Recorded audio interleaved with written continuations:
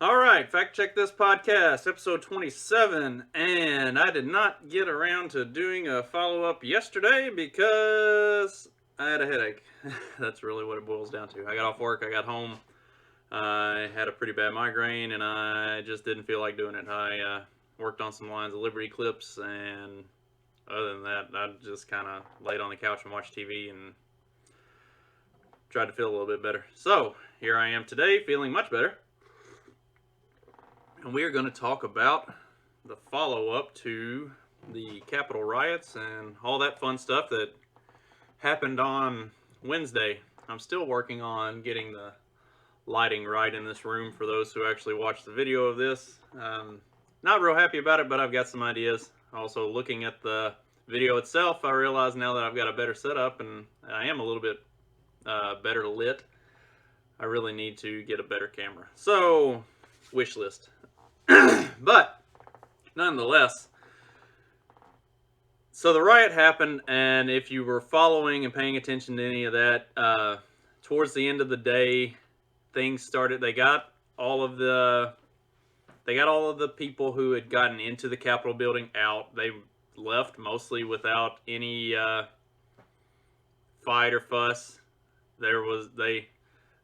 There were several live streams of the event going on throughout the course of the day, and one of the live streams in particular, you could see the guys and hear them talking, and they were talking about, do we have everybody? Are we all together? And they were getting everybody out and doing so peacefully. Like, they got in.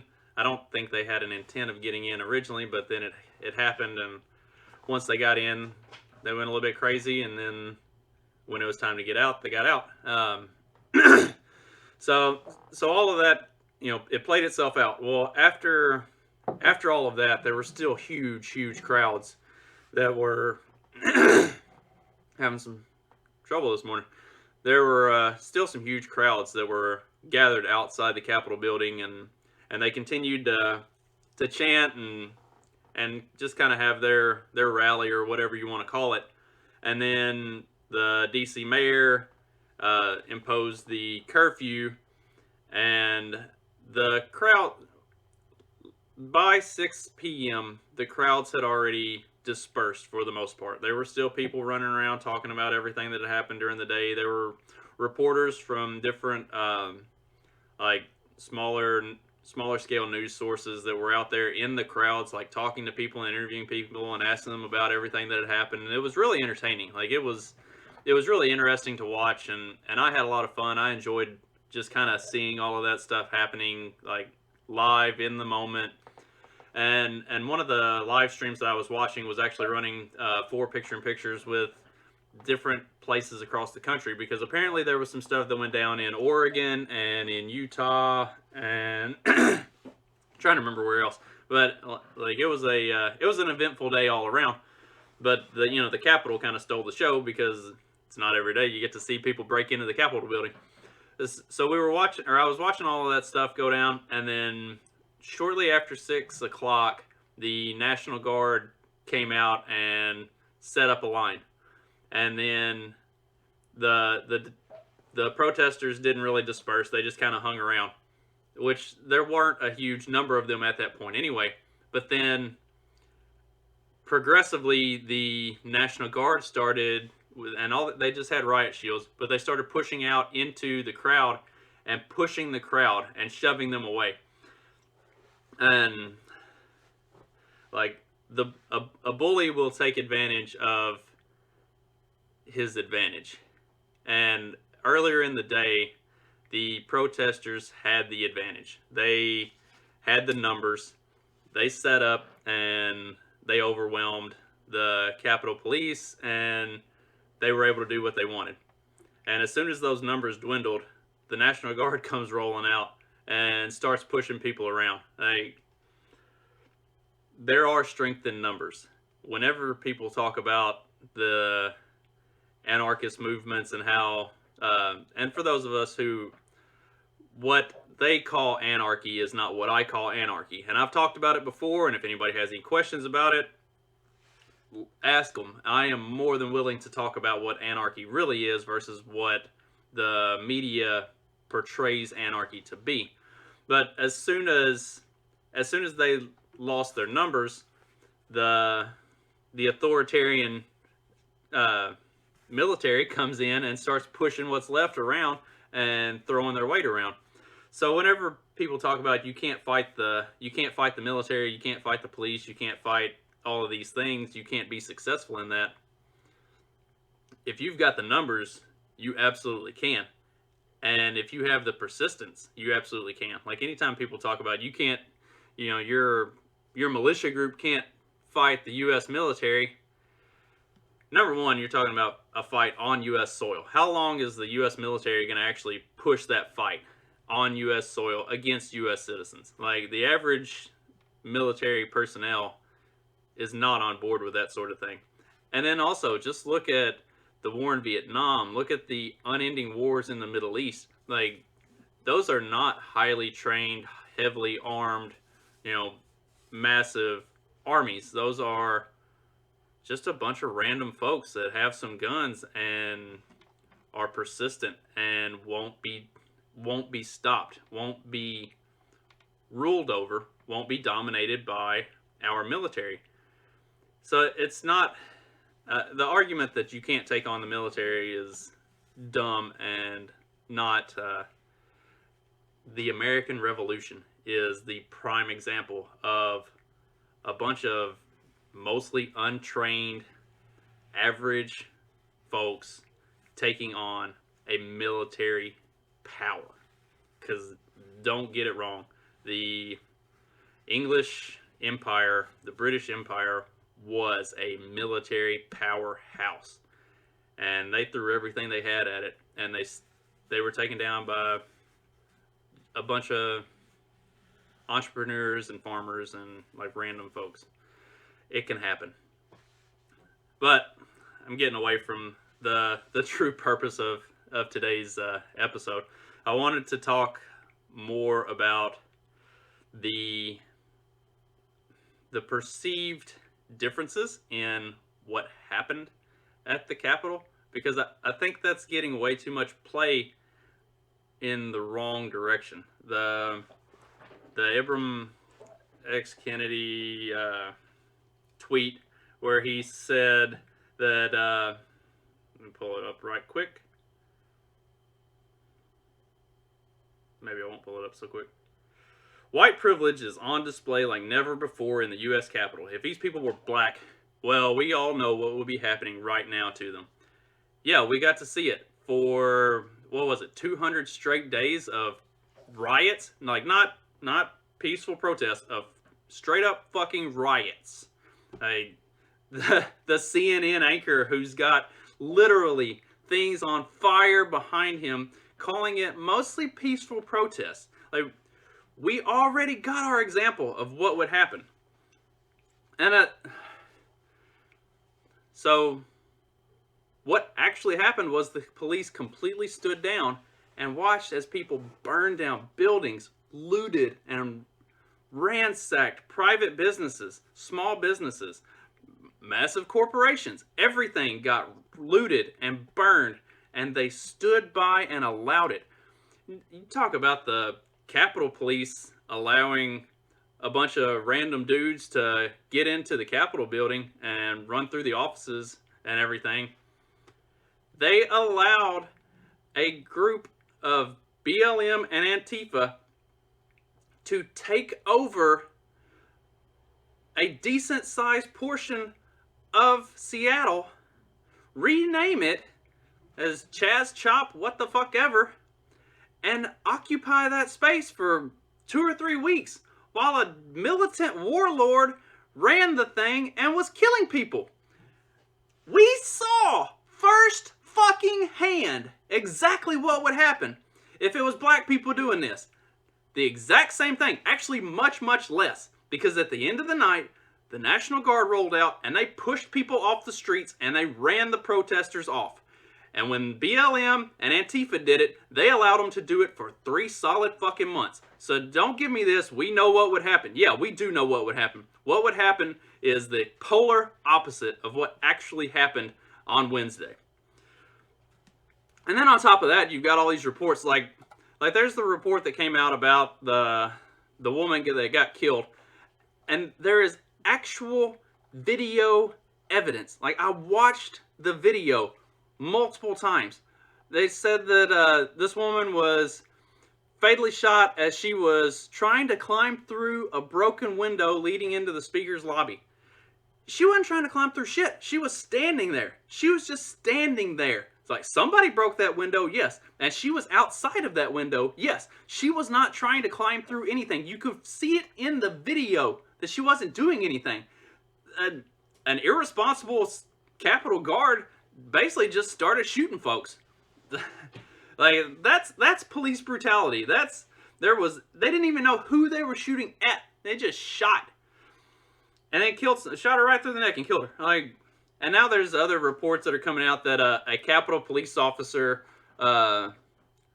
later died from wounds that he sustained from the mob.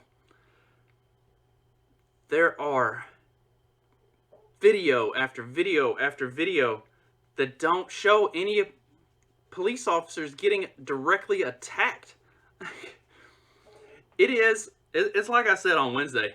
It is the story of whatever narrative they want to push that's going to be out there. Like, they're not reporting news. They are not reporting truth. They are not reporting anything factual. They are reporting whatever pushes the agenda that they need to push to make sure that you stay scared and you believe what they want you to believe. That's all there is to it. That's really it. Like, it's not calling them news is a joke. We should be calling them the propaganda machine, because that is exactly what it is. And I've talked about that plenty of times before as well. Maybe not on the podcast, but maybe I should. But like, that's all the corporate press is, the mainstream media. It's just a giant propaganda machine. And something else that I've talked about regularly is the book 1984. If you haven't read it yet, you need to go get you a copy and read it now before it's made illegal, because pretty soon they're going to put that on a do not read list, because it's painting the picture of exactly what they're bringing. Exactly what they're bringing. And sticking with that kind of topic, if you want to look even more at what happened on Wednesday, the crazy thing is the DC mayor put out this 6 p.m. curfew and everything, and the National Guard came out and ran all the protesters off. And then, as always, because the rules only apply to us, they don't apply to the rulers, Congress came back in and verified the electoral count and declared Joe Biden the winner. After they ran everybody off, put everybody on curfew, sent everybody home. Then they came back when they had no threat of being impeded again, and went right back at it. How have people not woken up to what a complete and total fucking joke our government is? It is insane. It is fucking sane that not that we have a government that would do this, but we have so many people in this country who would vote for those people to continue doing it. And that's what pisses me off more than anything, is whether you believe the electoral or the popular vote count or not, there are 85 million people supposedly that voted for the Democrats, that voted for the party that wants to lock you in your home, that wants to force you to get a vaccine, that wants to force you to wear a mask when you're in your own home, when you're driving in your car, when you're walking around outside with nobody else within a fucking mile of you. These are the people that want to dictate how much money you're allowed to make. Because let's not get this fucked up. Universal basic income does not mean everybody gets the same and it's going to be a good number. It means everybody gets to be equally fucking poor. And there are dumbasses that are voting for this shit. There are dumbasses that want this, that think this is a good thing. I really do think, I really do hope that a civil war comes. I I've seen plenty of people who say you don't want violence because you aren't prepared for what that brings. I'm a pretty ardent student of history and specifically of war history. I loved looking at World War One, World War Two, the reasoning behind both of those, what came out of both of those, what went into both of those. The Civil War as well is the Civil War is a fascinating study if you know what you're looking for and you're able to get past the kind of the corporate bullshit of what the indoctrination centers and of education in this country kind of pushes the narrative for that. Like if you're able to actually look into the real history of it, it's a fascinating study. And there was a Free Man Beyond the Wall episode about a month and a half ago where they really looked at a lot of that stuff in depth, and it was excellent. Like it was excellent, and you should 100% go back and find that. If you're not sure which one it was, just shoot me a message or something. Ask me. Like I've got it. I've actually got it saved in my phone, but I'm not gonna take the time to hunt for stuff again on my phone like I did before and have a big gap. But if you want to find it, like go find it. It is an excellent listen. But then also like the wars that were fought before pre-Civil War. I like looking at those parts of history, and so I have a pretty good understanding of what those entail and what those are. And I sincerely believe that is what we need in this country at this point. I am not advocating for violence. What I'm saying is I don't think it is a bad thing. And I think at the point that we have reached, it is going to ultimately be the only thing that produces any sort of result that will fix the problem. And that's unfortunate to say and to think, because I am starting to get very involved with the Libertarian Party and with the Mises Caucus, and considering a political run of my own in 2022. And I really sincerely hope that there is a peaceful political solution to the problem that we have as a country. But I also don't see that as being a realistic thing, not long term. And like I said, I hate to say that, but I also firmly believe that. The other option would be secession. And if states start to secede, that would be incredible. That would be an answer that could potentially solve the problem without the need for violence. But at the same time, I don't think that a Democrat-controlled Congress and executive branch would allow that sort of thing to happen without deploying the military and effectively forcing a Civil War II.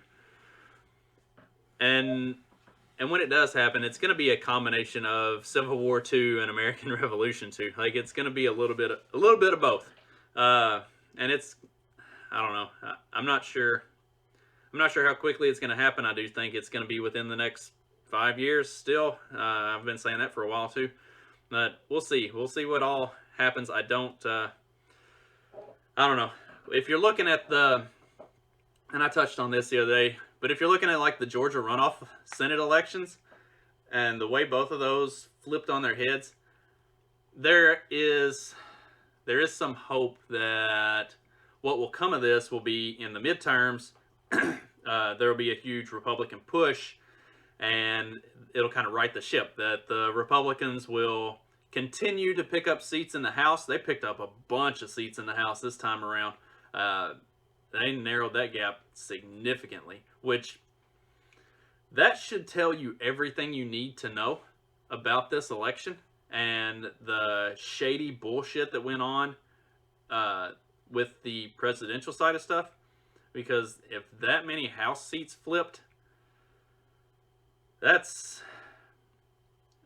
is damning of the Democrats that they lost that many seats in the House. And it also shows the questionable nature of how the vote counts came out. Because like one of the things that's gotten talked about a lot is the down ballot voting. That people don't just go in and vote for the president and that's it. And it's pretty insane to look at it and to think about it, especially looking at that side of it from the House perspective, and then to come back and look at the two runoffs in Georgia and the way those ended up playing out, and the way the numbers totally flipped on their heads from November to now, and like shit like that just doesn't happen. So there was. I can't say there was obviously voter fraud, but it makes it seem pretty obvious that something shady might have gone on. And if nothing else, it definitely throws everything into question, and there's no way anybody can actually trust it. And if you can't trust it now, what makes you think you can trust it in 2022? Because now that the Democrats have figured out that they can do this, and that they can fucking get away with it. Because no evidence was ever looked at. No evidence was ever looked at in any of this. All the courts threw all the cases out without reviewing evidence. That needs to be driven the fuck home as frequently as possible. No evidence was reviewed ever. They threw it out on technical bullshit and never actually looked at it. So the fact that the Democrats have figured out that they can do it and they can get away with it, why would that stop them from coming back in 2022 and saying, all right, these are the places that we want to get rid of people. So these are the places that we're going to do whatever we need to do to fix the vote and get rid of those people. Like, if Mitch McConnell loses to a Democrat, that would... I've talked about this before too. There is no way Mitch McConnell in Kentucky will ever lose to a Democrat. Ever. I don't give a shit who the Democrat is. There is no way Mitch McConnell will ever fucking lose to a Democrat. But if next time he's up for re-election, if he loses to a Democrat, you can go ahead and assume that it was all fucked, and they have figured out how to totally screw the system over. And there are several other candidates like that they will not lose to the opposite party. They would have to be overtaken by somebody in a primary. And I really want to look at some of these races come 2022, because I really do think that now that they figured out they can do it, the Democrats are going to start doing it a little more widespread. They're going to take back a bunch of House seats that they lost. They're going to start picking up Senate seats that they haven't had in ever. And they're going to completely flip this thing on its head. And if the country survives to that point, I don't think it'll survive much past that. There's only so much bullshit that you can get away with before people finally just say, fuck this, and burn the whole thing to the ground. And we need to get the reasoning right. That's been my number one issue with all of the Capitol riots and everything that's going on this week. I don't disagree with what's going on. I disagree with the reason that they're doing it. Donald Trump is not the reason that you overrun the Capitol and burn the whole thing to the ground. The reason that you do it is because establishment Democrats and establishment Republicans are in cahoots, pushing their cronyism to help giant corporations become more rich and powerful so that all of them can dominate, dictate, and control the average American in every aspect of our fucking lives from birth to grave. That is why you rise up and overrun the Capitol building, not Donald fucking Trump. Freedom and liberty should be our number one goal for everyone. If you associate yourself as a Republican, as a Democrat, as a Libertarian, or any other random crazy party that might be out there, your number one goal should always be personal freedom and liberty, and to be able to do what you want without having the government run and control and dictate every aspect of your life. And that is a cause worthy of overthrowing the whole thing, burning down government buildings, and raiding the Capitol. That's what we've got to figure out. That's the conversation that has to be had. We need to have discourse across all party lines that we are all in this together, and it's us against them. And as soon as they figure out that we're not going to take it anymore, that's when they start getting scared. They're already scared. They're already seeing that there's a huge rising tide of this right now. It's happening anyway, just on a smaller scale. That's why they keep pushing all these narratives on through the corporate press to keep us scared, keep people locked in their homes. You've got to get away from the propaganda machine and start thinking for yourselves. It's time to make a difference, to make a change, and the change starts with us. Every one of us working together across all party lines to figure out that we, the people, give those fuckers in Washington their power, and we can take that shit back whenever we want. Hope you have a good day. I will be back next week, and hopefully nothing too crazy happens over the weekend, and I can talk about something a little less serious. I do have some stuff I'd like to talk about, not so burning down government buildings related. In the meantime, hope you have a good weekend, and I'll catch you next week. Thanks.